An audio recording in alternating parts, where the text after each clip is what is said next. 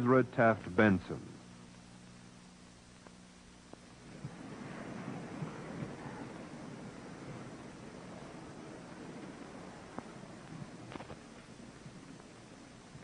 President Hunt, Mr. Chairman, distinguished guests, my fellow Americans.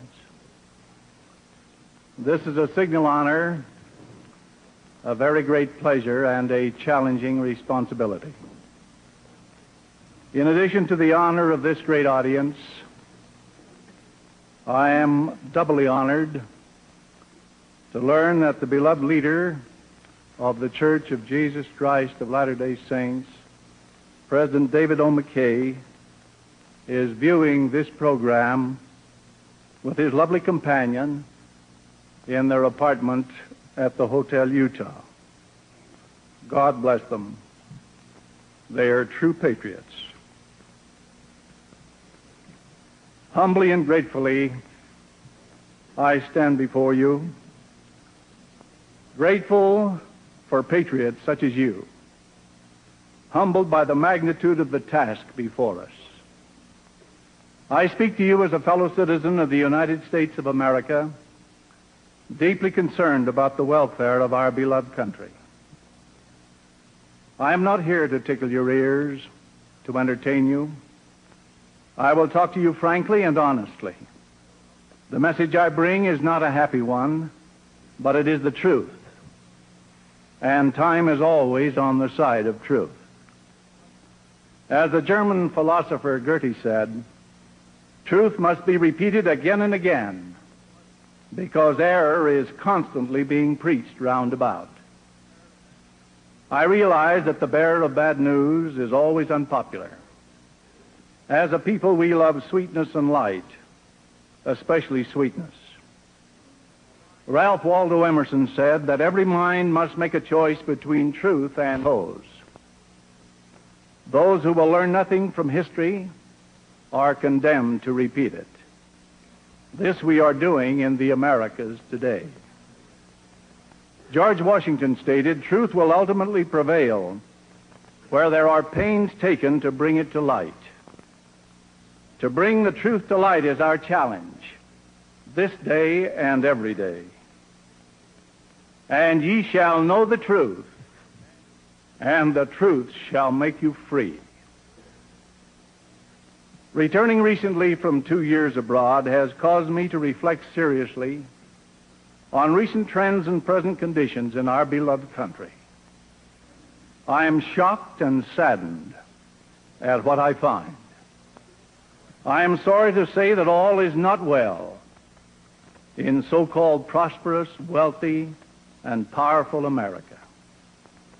We have moved a long way and are now moving further and more rapidly down the soul-destroying road of socialism. The evidence is clear, shockingly clear, for all to see.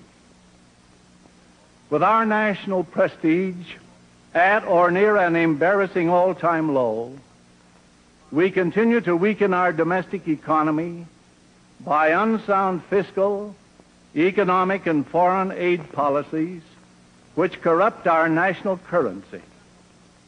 Ever-increasing centralization of power in the federal government in Washington, D.C., is reducing our local and state governments to virtual federal field offices, while weakening individual initiative, enterprise, and character.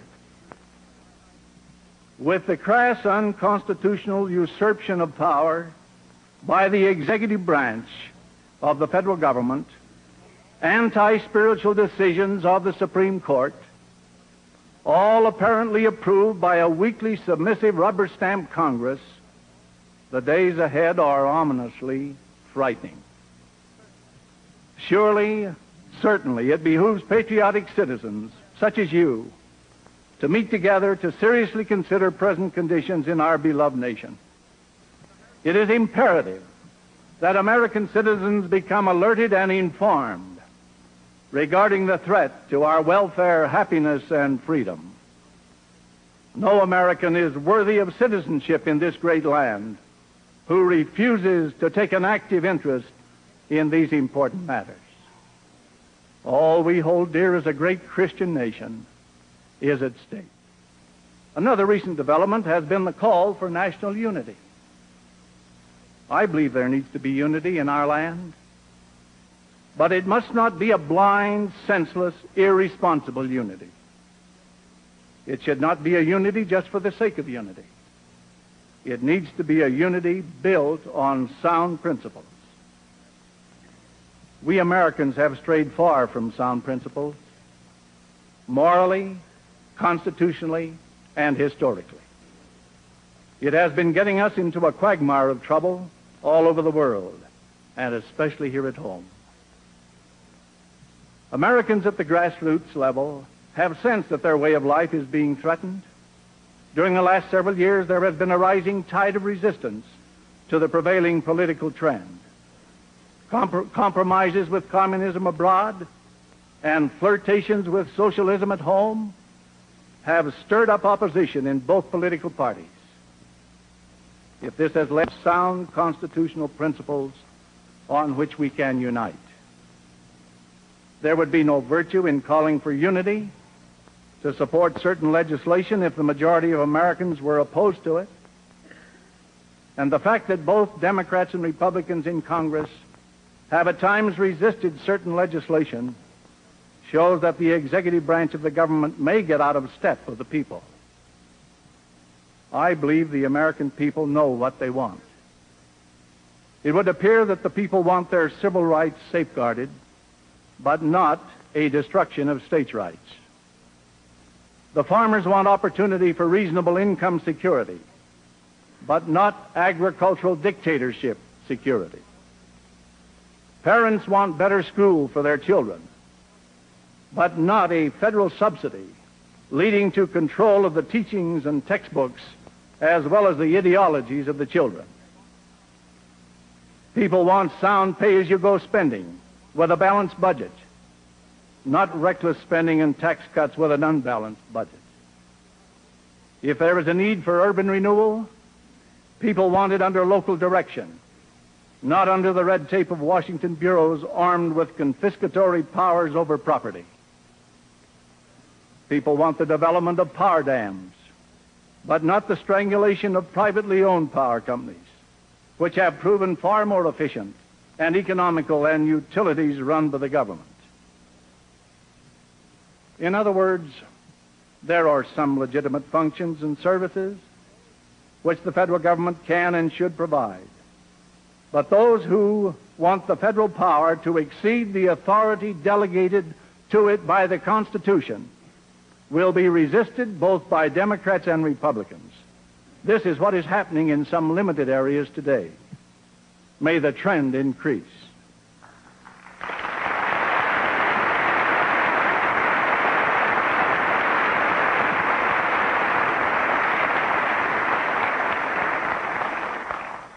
And anyone who tries to equate this love of constitutional principles as meaning hatred of our national leaders is using Goebbels-style deception. History has already demonstrated that conservative opposition to national leaders was not hate, but an attempt to do them a favor. Let me give you some examples. Was it hate when General Albert C. Wedemeyer pleaded with General Marshall and President Truman to reverse their policy before they lost China? Was it hate when Whittaker Chambers tried to warn President Roosevelt in 1939 that Alger Hiss had been giving the Soviet Union more espionage data than any other member of the Washington spy network? Was it hate when J. Edgar Hoover tried to warn President Truman that Harry Dexter White was a member of the Soviet spy apparatus and was doing great danger to the nation as Assistant Secretary of the Treasury? Was it hate when I went to the Secretary of State under President Eisenhower and pleaded with him not to support the communist Fidel Castro? Was it hate when I urged the President of the United States to go to the aid of the brave freedom fighters in Hungary? Was it hate when the Democratic senator from Connecticut, Thomas Dodd, pleaded for 2 years with the President not to support the United Nations bloodbath against the free people of Katanga? Is it hate when distinguished military leaders advise that an all-out effort could end the Vietnam struggle almost overnight? This list of acts by well-meaning citizens who want and wanted to prevent their presidents from making serious mistakes could be extended at length, but they would all illustrate the same point. History will show that many terrible mistakes occurred because the advice of these well-informed and well-meaning citizens was not heeded. Therefore, I repeat, this kind of resistance to a national leader is rooted in love and respect, not hate. Regardless of which political party is in power, you do not want to see your president make a serious blunder. You don't want him to lose China. You don't want him to allow the enemy agents to make fools of us. You don't want him to lose Cuba. You don't want him to suffer the humiliation of a Bay of Pigs disaster, or allow a Soviet Gibraltar to be built 90 miles from our shores. Every one of these events, which have been so disastrous and which have destroyed freedom for hundreds of millions of our allies, could have been prevented. And the voices of those who tried to warn Washington of what was coming cannot be attributed to hate. It has been out of a love for our country and respect for our leaders that the voice of warning has been raised. What causes one to wonder is why these warnings were not carefully considered and acted upon. Why is it that men in high places in government, regardless of party, have been deceived? I am convinced that a major part of the cause can be justly laid at the door of the socialist-communist conspiracy, which is led by masters of deceit who deceive the very elect. J. Edgar Hoover put it well when he said, quote, "I would have no fears if more Americans possessed the zeal, the fervor, the persistence, and the industry to learn about this menace of red fascism. I do fear for the liberal and progressive who have been hoodwinked and duped into joining with the communists." End quote. Therefore, let those who call for unity and the elimination of hate be sure they are not merely trying to silence the friends of freedom. These are who respect their leaders and resist them only when it is felt they are headed for a catastrophe. What patriotic American would wish to stand silent if he saw the president verging on a blunder because of bad advice or a mistaken judgment of the facts? I believe one of the most serious mistakes a president could make would be to weaken the Constitution. From the time I was a small boy, I was taught that the American Constitution is an inspired document. I was also taught that the day will come when the Constitution will be endangered and hang, as it were, by a single thread. I was taught that we should study the Constitution, preserve its principles, and defend it against any who would destroy it. To the best of my ability, I have always tried to do this. I expect to continue my efforts to help protect and safeguard our inspired Constitution. Some 2 years ago, however, a critic from Washington, D.C., claimed that a person who serves in a church capacity should not comment on such matters. He charged that the separation of church and state requires that church officials restrict their attention to the affairs of the church. I, of course, also believe that the institutions of church and state should be separated. But I also do not agree that spiritual leaders cannot comment on basic issues which involve the very foundation of American liberty.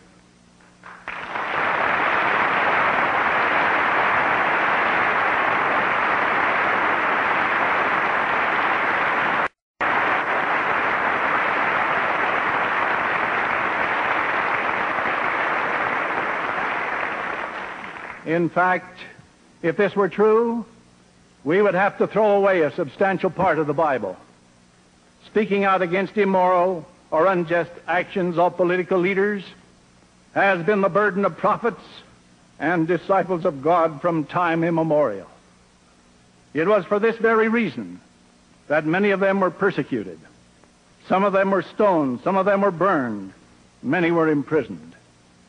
Nevertheless, it was their God-given task as watchmen on the towers to speak up.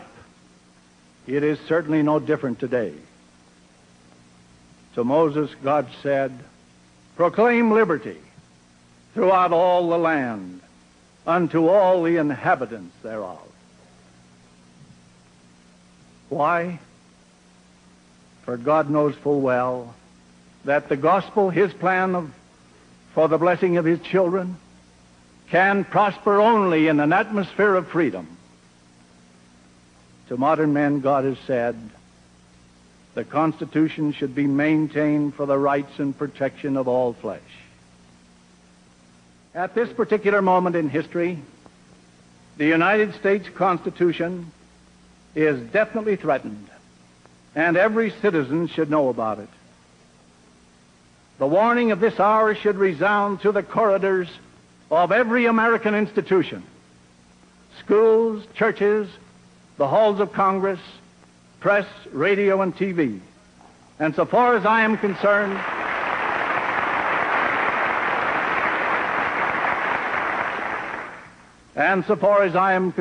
and I'm sure so far as you are concerned, it will resound with God's help.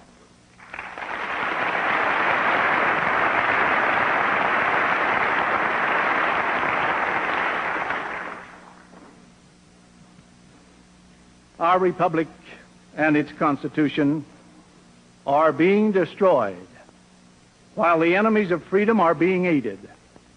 How? In at least 10 ways. First, by diplomatic recognition and aid, trade, and negotiations with the communists. 2, by disarmament of our military defenses. 3, by destruction of our security laws and the promotion of atheism by decisions of the Supreme Court. 4, by loss of sovereignty and solvency through international commitments and membership in world organizations. 5, by undermining of local law enforcement agencies and congressional investigating committees.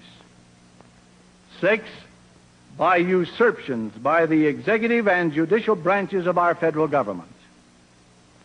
7, by lawlessness in the name of civil rights.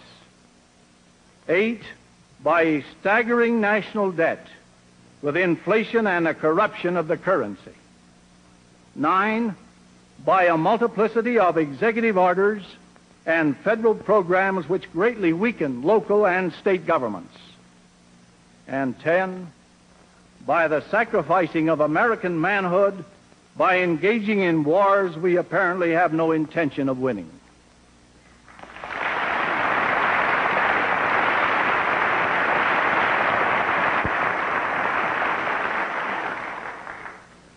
Wherever possible, I have tried to speak out. It is for this very reason that certain people in Washington have bitterly criticized me.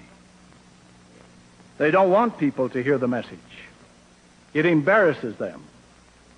The things which are destroying the Constitution are the things they have been voting for.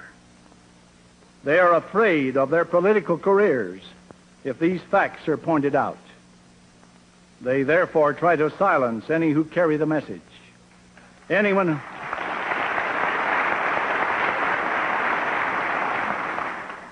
who will stand up and be counted. By 1962, these American liberals had almost completely neutralized the resurgence of American patriotism. They had frightened uninformed citizens away from study groups and patriotic rallies. They had made it popular to call patriotism a controversial subject, which should not be discussed in school assemblies or churches. From Washington, D.C., the FCC, Federal Communications Commission, issued an edict to radio and television stations that if they allowed the controversial subjects of Americanism, anti-communism, or states' rights to be discussed on their stations, they would be required to give equal time free of charge to anyone wishing to present an opposite view. Can you imagine this happening in a free country? I said to my family, it is fantastic that anything like this could have happened in America. Now, we should all be opposed to socialistic communism, for it is our mortal and spiritual enemy, the greatest evil in the world today. But the reason many liberals don't want the American people to form study groups, to really understand and then fight socialistic communism, is that once the American people get the facts, they will begin to realize that much of what these liberals advocate is actually helping the enemy. The liberals hope you'll believe them when they tell you how anti-communist they are. But they become alarmed if you really inform yourself on the subject of socialistic communism. For after you inform yourself, you might begin to study the liberal voting record. And this study would show you how much the liberals are giving aid and comfort to the enemy, and how much the liberals are actually leading America towards socialism itself. For communism is just another form of socialism, as is fascism. So now you can see the picture. These liberals want you to know how much they are doing for you, with your tax money, of course, but they don't want you to realize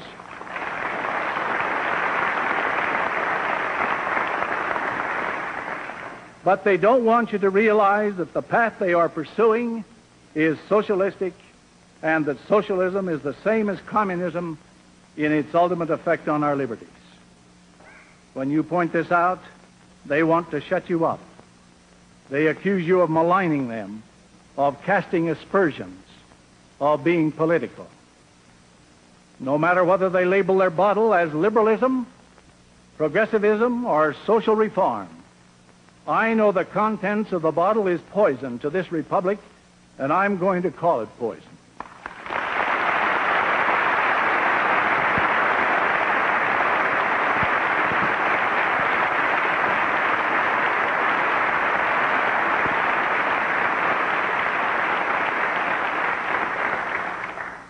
We do not need to question the motive of these liberals. They could be most sincere. But sincerity, or supposed benevolence, or even cleverness is not the question. The question is, are we going to save this country from the hands of the enemy and the deceived? As J. Edgar Hoover said, a tragedy of the past generation in the United States is that so many persons, including high-ranking statesmen, public officials, educators, ministers of the gospel, professional men, have been duped into helping communism. Communist leaders have proclaimed that communism must be partly built with non-communist hands, and this to a large extent is true. We cannot defeat communism with socialism, nor with secularism, nor with pacifism, nor with appeasement or accommodation. We can only defeat communism with true Americanism, unquote.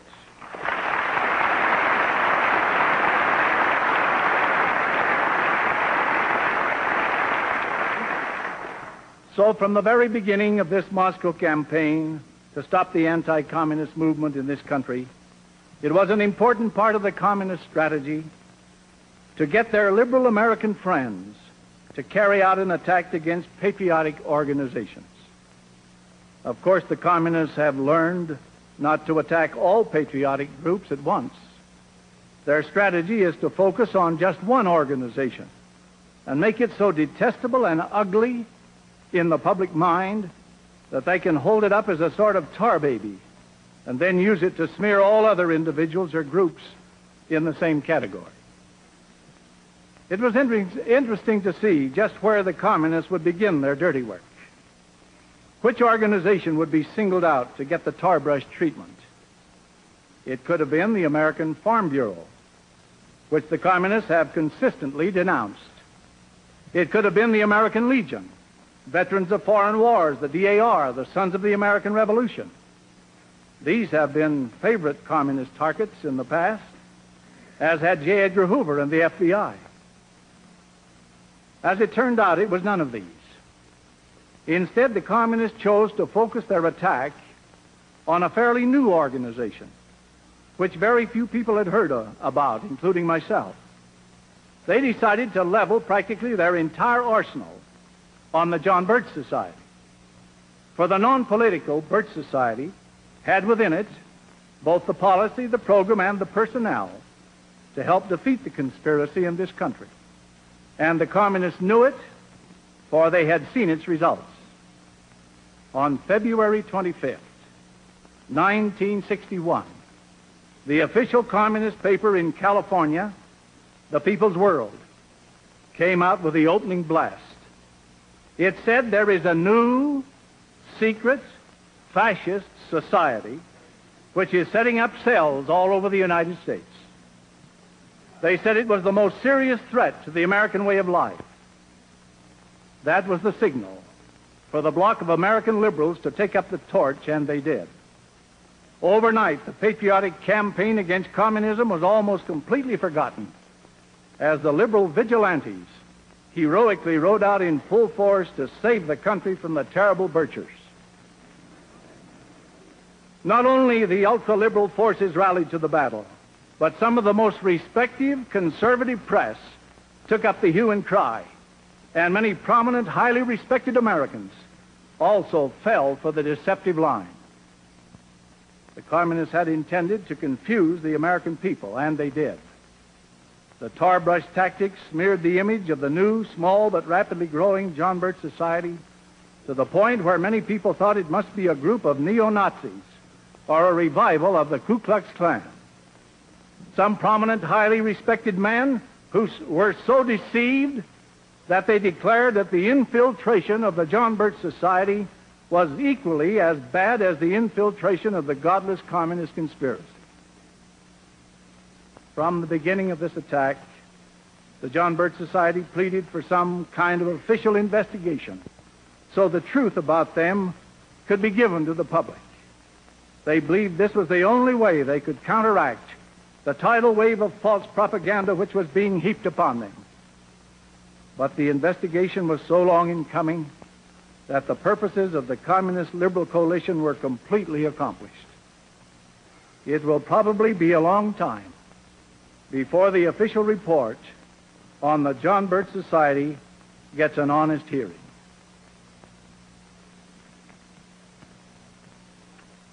This investigation was conducted by trained investigators who were working for the California Senate Fact-Finding Committee on Un-American Activities. The investigation took 2 years. Sworn affidavits were obtained from scores of people. The attacks on the society were studied. Interviews were conducted with detractors and supporters of the society. Undetected investigators attended Birch meetings. The Senate fact-finding report was issued in June 1963. But even this report was recklessly distorted by some of the liberal press stories. I therefore obtained a copy of the report myself so I could see what was in it. The report is 62 pages long, was signed by all members of the committee, and was issued by the President pro tem of the California Senate, Senator Hugh M. Burns, a Democrat. Here are a few quotes from the report. The society had been publicly charged with being a secret, fascist, subversive, un-American, anti-Semitic organization. We have not found any of these accusations to be supported by the evidence.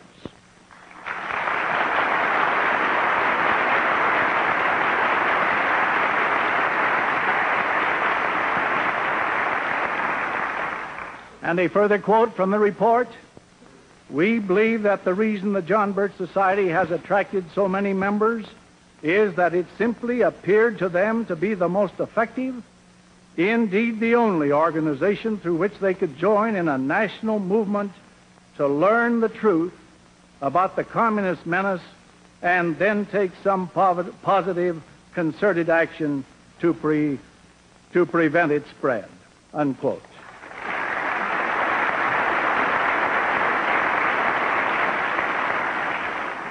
This report also goes on to verify what I have already told you, namely that the attack against the John Birch Society commenced with an article in the People's World, California communist paper. Now, in the light of what I have just related, you will understand my feelings when people would ask how I felt about the John Birch Society. Because of the amazing effect and the effective propaganda against them, it has been very unpopular to defend this group. I can remember when it was unpopular to defend my own church.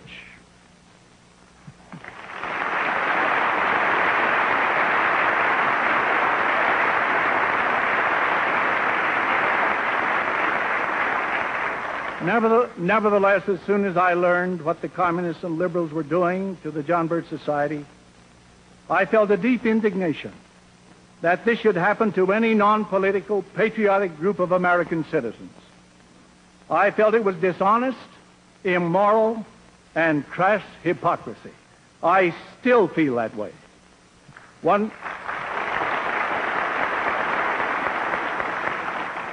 One liberal congressman attacked the society, claiming it was rotten to the core. Other influential liberals said they objected to the society's methods.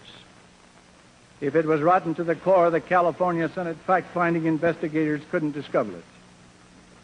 Some of the finest, best-informed Americans I know have endorsed the society and its program, including a number of former FBI agents and officials, counter spies, intelligence and security officers, and so on.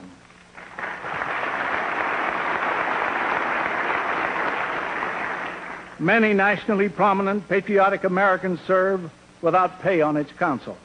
As to its methods, the report describes the society as a study group organization designed to, quote, first learn the facts about communism and then implement that knowledge with effective and responsible action, unquote. Now, what is wrong with such methods as these? It was communists and American liberals who objected to these methods because they were effective. They turned out to be traditional American methods that I could find no fault with. Even in my own church, I found a certain amount of confusion. I heard people say that the LDS Church was opposed to the John Birch Society. This may come in part, at least, as a result of a statement made by the First Presidency 3 years ago. However, when President McKay discovered that this statement was being misinterpreted and certain people were quoting it to try and prove the LDS Church was opposing the John Birch Society, he authorized a clarifying statement. This statement appeared in the official church newspaper for March 16, 1963, and says, quote, the church is not opposing the John Birch Society or any other organization of like nature, and that members of the church are free to join anti-communist organizations, unquote.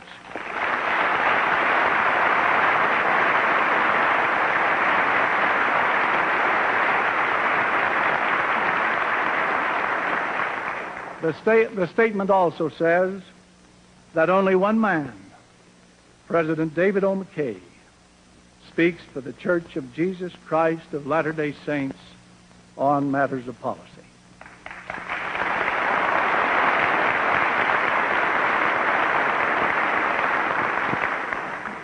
Just as a matter of interest, you may like to know in a few words what the John Birch Society is and what it stands for, so that you will have a little better idea why some of us have risen to its defense. Actually, what would be better for you to do would be to read some of their literature for yourself.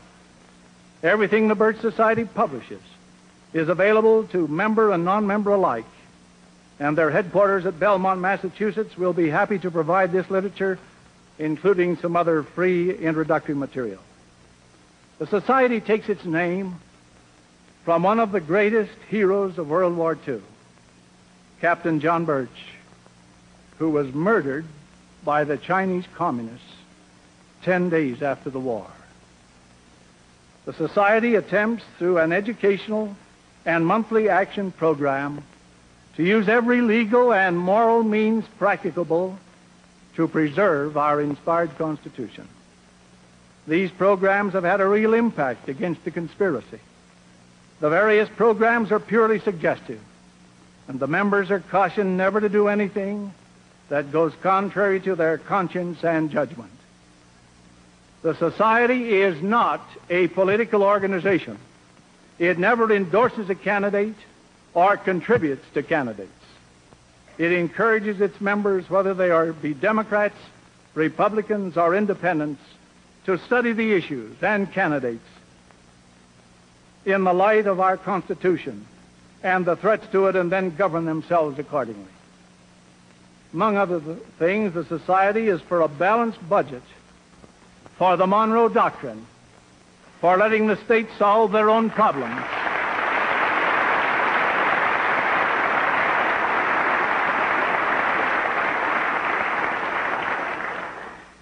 for letting the states solve their own problems. It is against foreign aid to the communists.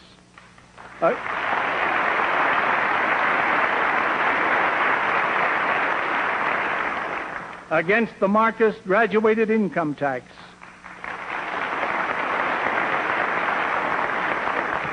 And against the federal government competing with tax-paying free enterprise.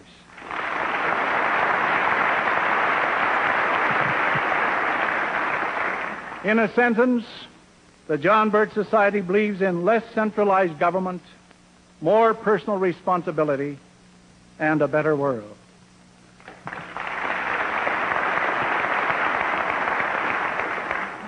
I do not belong to the John Birch Society, but I have always defended this group, just as I do not belong to but have defended the American Farm Bureau, the DAR, the American Legion, the Veterans of Foreign Wars, and any other patriotic group trying to alert Americans to the socialist communist threat. I have also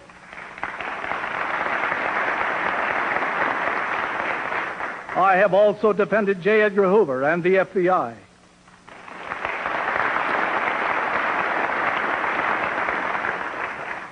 When my son Reed was invited to be a state coordinator for the John Birch Society, he asked me if he should accept it. I had read the Blue Book and other basic materials of the Society. I had met Mr. Welch and other leaders and members. I had read Mr. Welch's famous letter, which has since been published in book form entitled The Politician. I knew Reed would be enrolling in an unpopular cause. I also knew he would receive a certain amount of vilification if he took this job. Nevertheless, I told him to go ahead if he thought this was a most effective way to defend the Constitution and fight the socialist communist menace.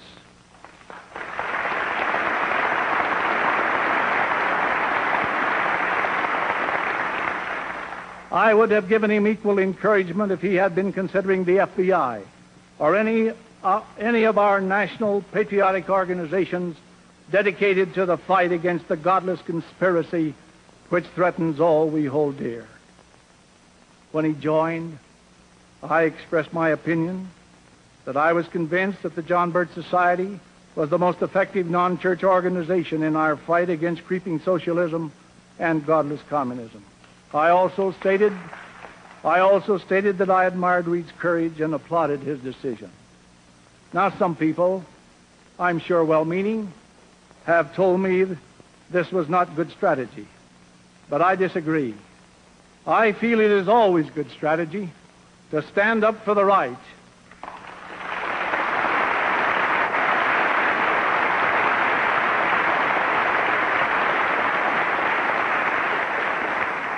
To stand up for the right, even when it is unpopular. Perhaps I should say especially when it is unpopular. I had to make this same decision all over again when President David O. McKay received an invitation from former Congressman John Rousseau asking that I be authorized to give a patriotic speech at a testimonial dinner for Robert Welch. President McKay, after careful consideration, told me I should take the talk and that I had his permission and blessing. And so the invitation was accepted. This talk was given at the Hollywood Palladium, September 23rd, 1963. Nearly 2,000 heard my talk that night, and 4,000 Kiwanians heard a similar message the following day when I spoke at their annual convention.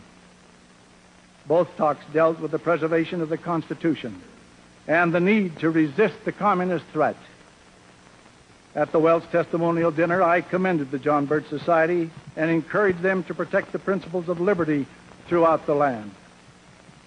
Of course, as all of you know, this talk brought an immediate outcry from some liberal elements in Washington. These voices said that I, as a church official, had no business speaking at the Robert Welch dinner. They said it was making me controversial. Patrick Henry and the Founding Fathers were also controversial.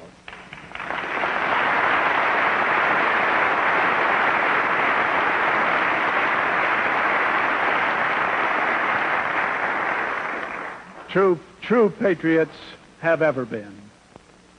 Perhaps they did not realize that I had filled this assignment with the full approval of President McKay. And perhaps they did not realize that President David O. McKay has not hesitated to speak out for freedom, even if some people have considered such patriotism as controversial. And neither will I hesitate. The fight to save the Constitution is not mere controversy, nor the fight against communism. In fact, it is a war with the devil, Christ versus Antichrist.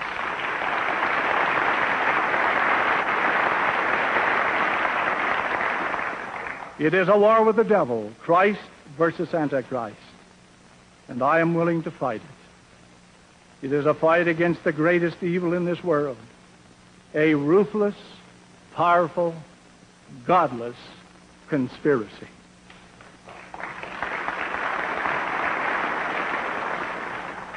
J. Edgar Hoover has warned that the Cold War is a real war and that the threat is increasing. I agree. And unfortunately, we're losing the war. I think it is time for every patriotic American to join with neighbors to study the Constitution and the conspiracy. Subscribe to several good patriotic magazines, such as American Opinion.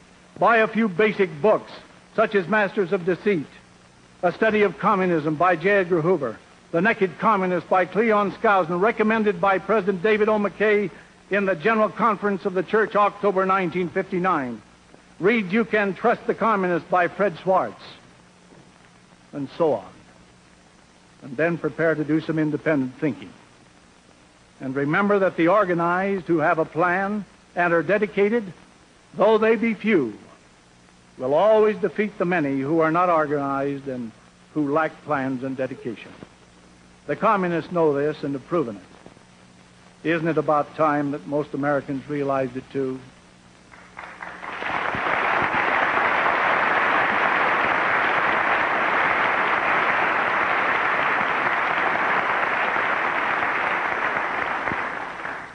In conclusion, may I say that one of our most serious problems is the inferiority complex which people feel when they are not informed and organized. They dare not make a decision on these vital issues. They let other people think for them. They stumble around in the middle of the road trying to avoid being controversial and get hit by traffic going both ways.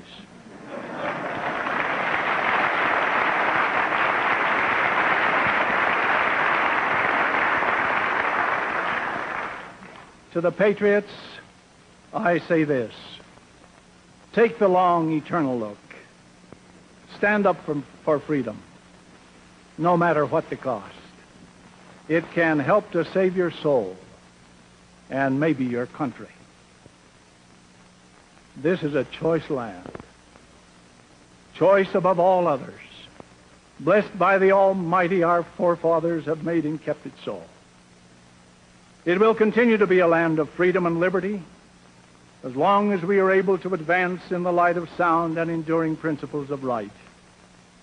To sacrifice such principles for momentary expediency, often selfishly motivated, is to endanger our noble heritage and is unworthy of this great American people. With all my heart, I love this great nation. I have lived and traveled abroad just enough to make me appreciate rather fully what we have here. To me, this is not just another nation. It is not just one of the family of nations. This is a nation with a great mission to perform for the benefit of liberty-loving people everywhere. It is my firm conviction that the Constitution of this land was established by men whom the God of heaven raised up unto that very purpose. This is part of my religious faith. The days ahead are sobering and challenging, and will demand the faith, prayers, and loyalty of every American. As the ancient apostle declared, the night is forspent, the day is at hand. Let us therefore cast off the works of darkness, and let us put on the armor of light. May God give us the wisdom to recognize the dangers of complacency, the threat to our freedom, and the strength to meet this danger courageously. Our challenge is to keep America strong and free, strong socially, strong economically, and above all, strong spiritually, if our way of life is to endure. There is no other way. Only in this course is there safety for our nation. In this mighty struggle, each of you has a part. Every person on the earth today chose the right side during the war in heaven. Be on the right side now. Stand up and be counted. If you get discouraged, remember the words of Edward Everett Hale when he said, "I am only one, but I am one. I can't do everything, but I can do something. What I can do, that I ought to do. And what I ought to do, by the grace of God, I shall do." And this is my prayer for you this day. May God bless all of you, each and every one. Thank you very much.